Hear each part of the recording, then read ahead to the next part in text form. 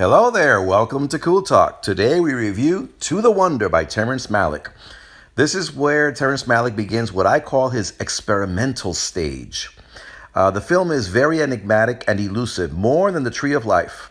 It wasn't well received. It's the first Malick film to get a below 50% approval score on Rotten Tomatoes, and this was from the critics. Yet some consider it a cinematic masterpiece.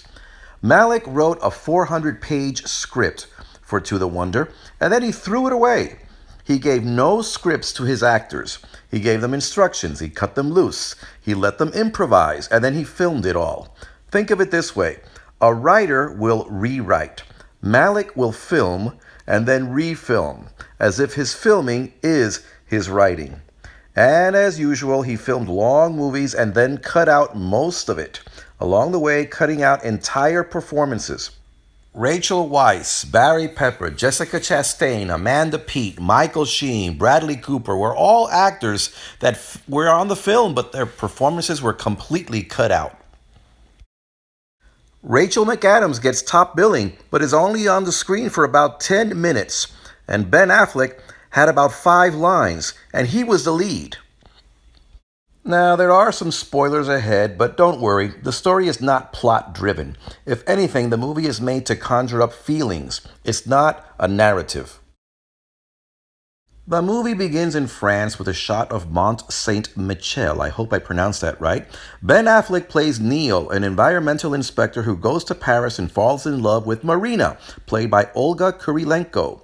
He brings her to Oklahoma along with her daughter. They spend time in Oklahoma. She loves it. Her daughter gets homesick. But then when her visa begins to run out, she and her daughter have to go back to Paris. Neil does not ask her to stay.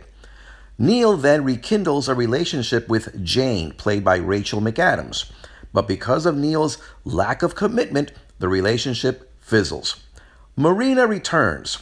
They marry, but Neil is remote. They argue, grow distant. She becomes unstable, has an affair. They divorce. He ends up forgiving her, but she ends up going back to France. Meanwhile, a priest, played by Javier Bardem, helps many of those less fortunate and desperate, but he has a crisis of faith. The movie ends with Marina feeling a kind of enlightenment when she sees a shot of Mont Saint-Michel. The end.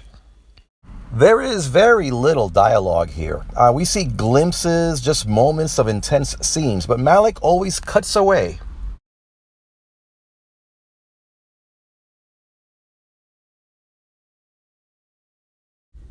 We find out that Marina has a medical issue and that Jane's farm is going bankrupt.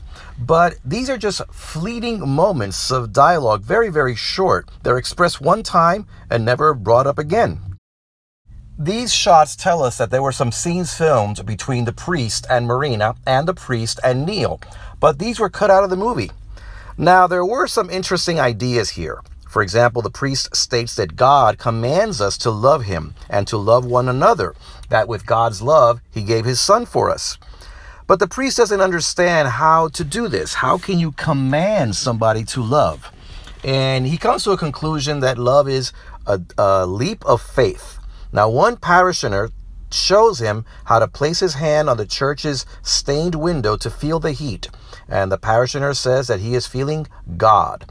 The priest tries it. It doesn't help. But the priest goes through the motion. He helps those less fortunate. He preaches, he speaks, he reaches out. And Neil does not know how to commit to his woman, but he does the right things, says the right things. He goes through the motions. He also can't really help the community that's suffering some environmental concerns, but he connects the dots. And often this is what we do. We feel helpless and trapped and sometimes reach out into the horizon and just wonder what's it all about. Now, one movie critic said that in a press release, Neil wanted to be a writer. Okay, so perhaps he feels regret, and this regret is standing in the way of his opening up to his woman. But you would never know that from the movie because they don't tell you this.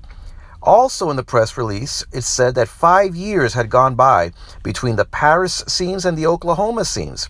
Now, does this mean that the Rachel McAdams sequence, the Jane sequence, lasted 5 years? Because it seemed to me like it lasted just a couple of months.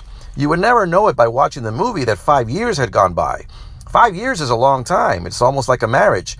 But here it seems like a brief fling.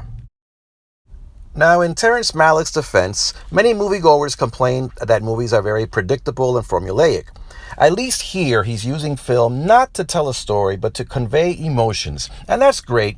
It's just that I like stories and I enjoy dialogue. And if you're going to show me a couple in love, have it be realistic, where the couples don't just walk around each other and frolic and twirl. They sit down, they have deep conversations. Maybe if I saw To the Wonder again and observed who was twirling and who was following and who was leading, I could decipher where each character is in the relationship. Now, Marina is often seen jumping and skipping and spinning and making faces and laughing to the point that I was wondering, is this woman an idiot? I mean, look at her in this shot right over here. They're in a department store and she's blowing into a hose. And her husband, Neil, is like standing to the side like, I don't know this woman.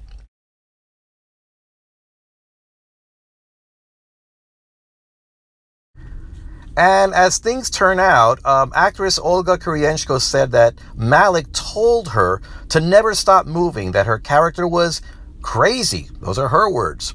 Now, there is a scene in a desperate argument where she almost swallows a bottle of pills, but I didn't take that to mean that she was disturbed. I thought that her obsession had driven her insane. Now, in the movie Blue Valentine, you get some elusive, fragmentary scenes as well, but the scenes add up to something. There's whole scenes, there's dialogue. It feels gut-wrenchingly real. I like the way these shots are composed. We see the distance, the separation between Neil and Marina. And of course, later on, she reaches out and cheats on him. She feels guilty, of course, can't hold it in, and she confesses. And it's a very short scene. All we hear is her say, "Forgive me," while they're in the car. Neil gets out of the car, and he slaps and breaks a side view mirror.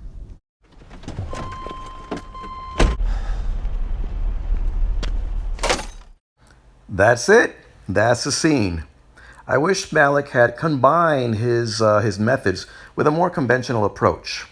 I think that if Malick is trying to tell us something, he should just go ahead and do so, that it would better serve his purpose to make a work that's more accessible so that more people would see it.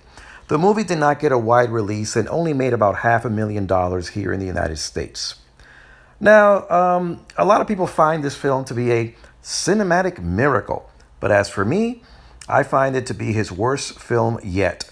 Self-indulgent, overly pretentious, too fragmentary, and just plain boring. Now, to end this review on a more positive note, I will say there were a lot of shots of light throughout the movie. Partial light through window blinds, sunlight, light on the waters, as if to remind us of a divine presence.